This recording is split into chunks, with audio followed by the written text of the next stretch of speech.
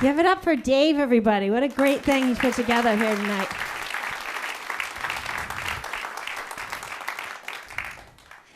Is it wrong to advertise your yard sale at a support group for hoarders?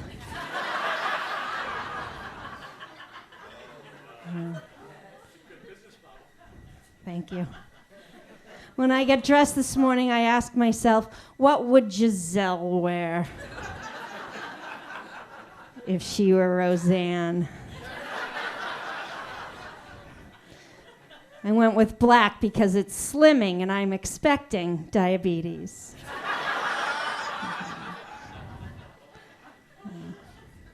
My mother says I'm lazy, but to her I say, sticks and stones may break my bones, but a nap never hurt anybody.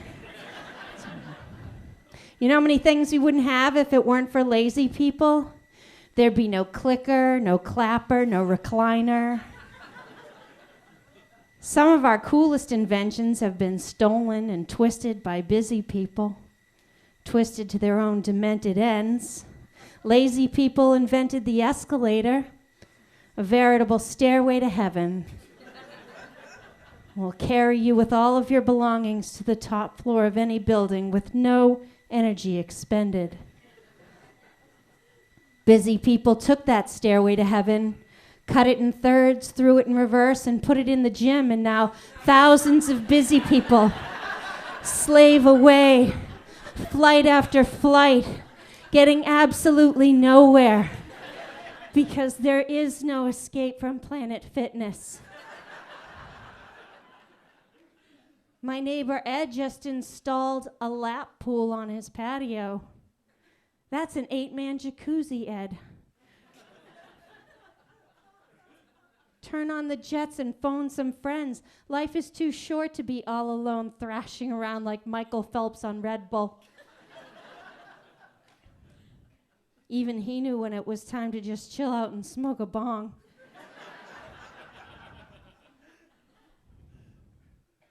I went to my class reunion recently. I saw my friend Tim there. In high school, Tim was a real firecracker. He was always blowing off class to drink and smoke pot. And he'd rather lie to you than tell you the truth any day of the week just for fun.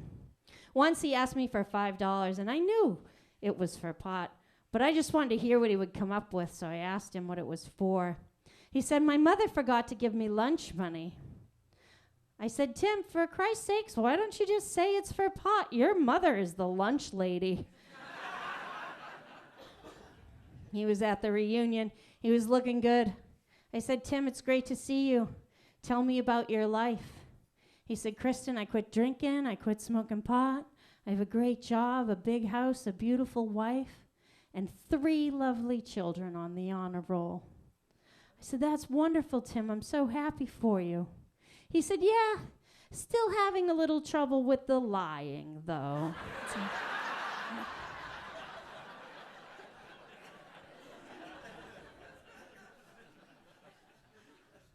I also saw my friend Rhonda at the reunion. Every comic should have a friend like Rhonda. She always says the wrong thing. I never know what she'll say, but I always bring a pen. She gave me this necklace. I said, thank you so much, Rhonda. It's beautiful. Where did you get it? She said, I bought it at a fundraiser for a battered women's shelter. I told the lady, I really wish I could buy more, but my husband would kill me. So, I don't think she realized what she said till I took out the pen. Once we were at my house having coffee. I told her we had to be quiet. My husband was upstairs, recovering from a vasectomy. When he finally came down, she patted him on the back and said, congratulations on the vasectomy. That takes balls.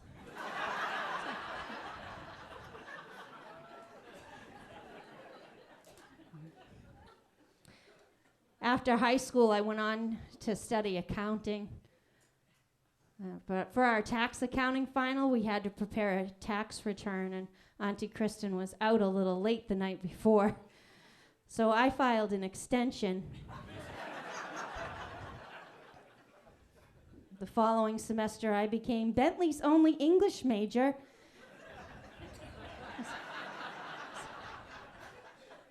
It was good. I dated a really cute Latino guy from my English class. He invited me to a family cookout.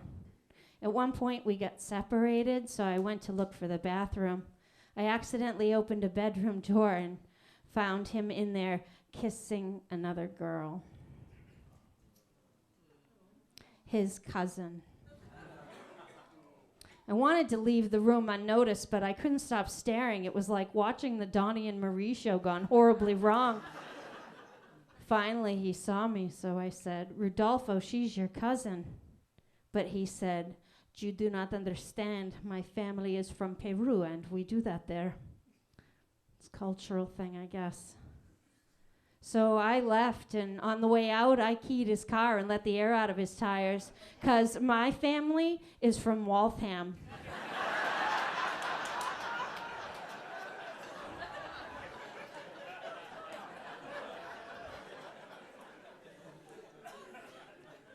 And we do that there.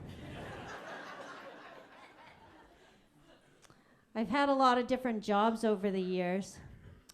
I tried selling real estate, but my real estate career came to an abrupt end when a couple whose house I was trying to sell came home and found two people having sex in the dining room.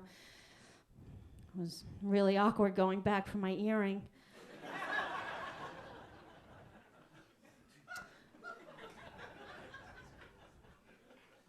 I worked for a cell phone company for a while. I can't tell you which one, though, because they can hear me now. I'm pretty sure cell phones are responsible for ADD. Between the talking, texting, and video games, no one can pay attention for more than 30 seconds at a time.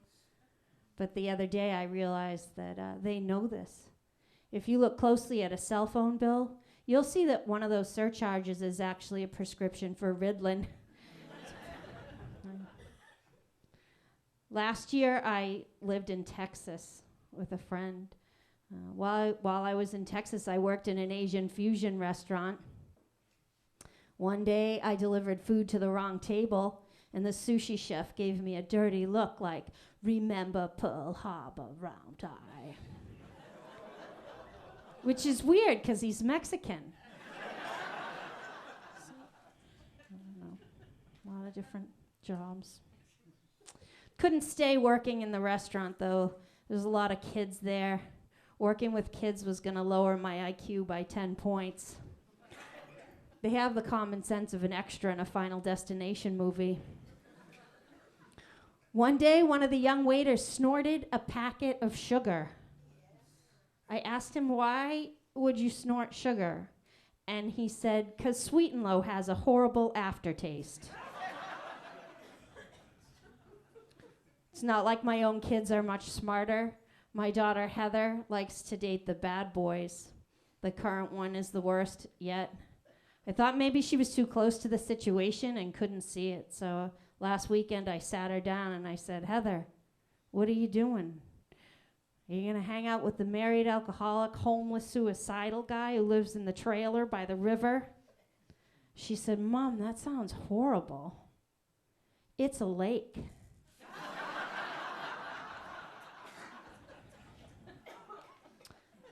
It's mostly women in my family, but that's okay because the women in my family eventually turn into men. It starts with an errant chin hair in your early 30s, girls. By the time we reach 70, well, the Monday night bridge game looks like a meeting of the Taliban. So,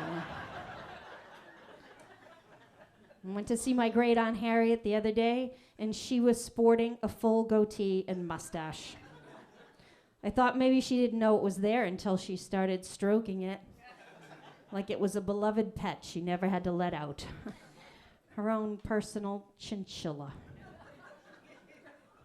I asked her if she wanted me to take her to get it waxed, but she said she couldn't see it, so she didn't care what anybody thought. I said, "You rock on, Aunt Harriet. You keep a stiff and hairy upper lip." That's good. I have another daughter, Jillian. If any of you are at an age where you're still bringing home guys for your parents to meet, Do Auntie Kristin a favor and don't bring home ugly people. I know that love is blind, but your parents still have to sit across the table and choke down the meatloaf.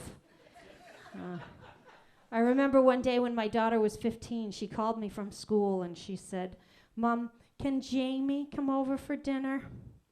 I wasn't a big fan of Jamie because he was 18. My daughter was only 15. He had dropped out of school. He had long hair, a pierced lip, and a police record. And he was probably trying to get jiggy with my baby, so I was not a fan. But ladies, this advice is for you. You can never let your daughter know that you think the boy she's bringing home for dinner is an asshole, or you will be calling him by a far worse name, and that's son-in-law. So I said, absolutely, Jillian, bring Jamie over for dinner. My mother could tell that it was going to be a hard night for me, so she tried to give me some advice. She said, Kristin, instead of thinking of Jamie as a felonious, long-haired, lip-piercing, baby-boinking dropout, perhaps you could think of him as an injured woodland creature that Jill is bringing home for you to nurture back to health like she did when she was 11. And that turned out to be solid advice. When Jamie came to the door, I hit him over the head with a skillet, buried him in the backyard, and told my daughter he went to live on a farm. The meatloaf went down fine. All right, thank you very much, everybody. I'm Kristin O'Brien, your host this evening. Are you all having a good time? Clap if you're having a good time. This is a great way to end 2016, I think. I'm going to do a few more minutes of time before we bring up your headliner. I was talking about jobs earlier and all the different jobs that I've done, but my favorite job is stand-up comedy. But stand-up's not always as glamorous as it seems here at Amazing Things. Once at a show, a heckler yelled out, "You suck." Thank God my husband was there. He yelled back, "Not nearly as much as you might think."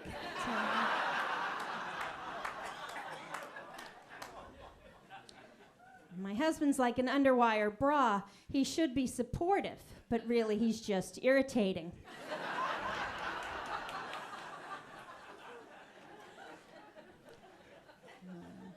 I do love stand-up. I'm always looking for stage time.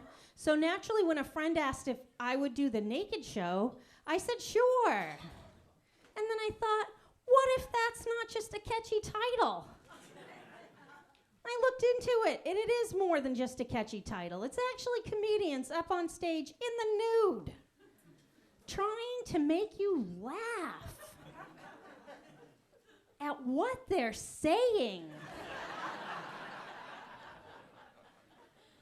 Now, if any of you are into naked stand-up, more power to you. That's awesome. You'll never find Auntie Kristin on the naked stage.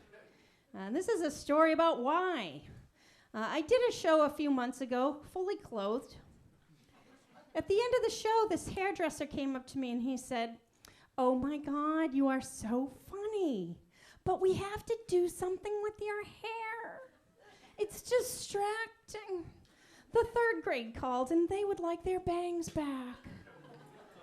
Right? Well, if some of you are distracted by my third grade bangs, no one's going to be paying any attention once they get a look at the giant 80s hippie bush.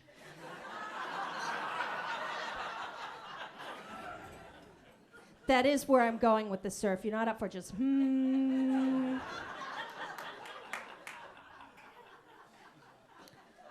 It's only been in the last few years that I've become aware that I am the custodian of the last known surviving giant 80s hippie bush in captivity in North America. I became aware while visiting a friend in Texas. She came into the bathroom to bring me a towel. She took one look and she said, "Oh my God, it's Sasquatch."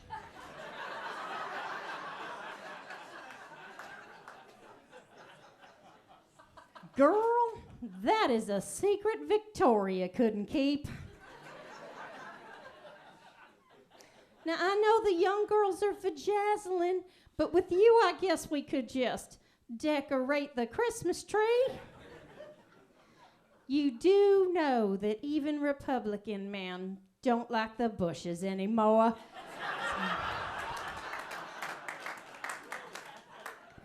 The next thing I knew, I found myself involved in my first lesbian encounter. She just dropped her drawers and showed me the goods.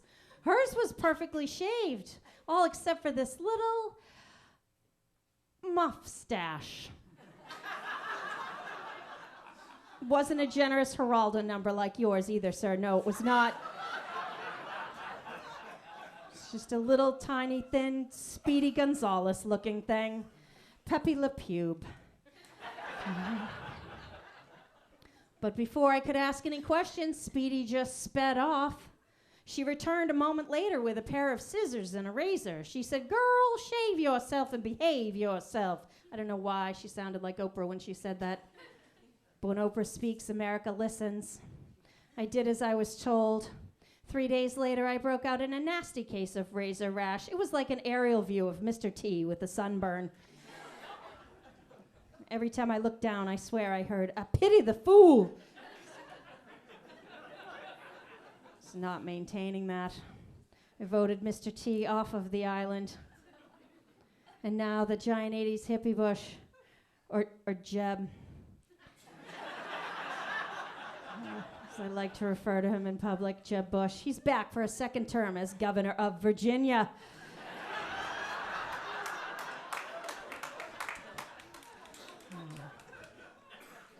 My friend and I were in a restaurant discussing Jeb Bush's second term as governor of Virginia when a woman at the table beside us chimed in. She said, "Excuse me, miss, but I heard you talking about Jeb Bush. Do you know him?" I said, "We are close. In fact, he's my first cousin, once removed." Other people don't seem to like him very much, but after a while, he really just grew on me. All right, thank you very much, everybody. You guys are awesome.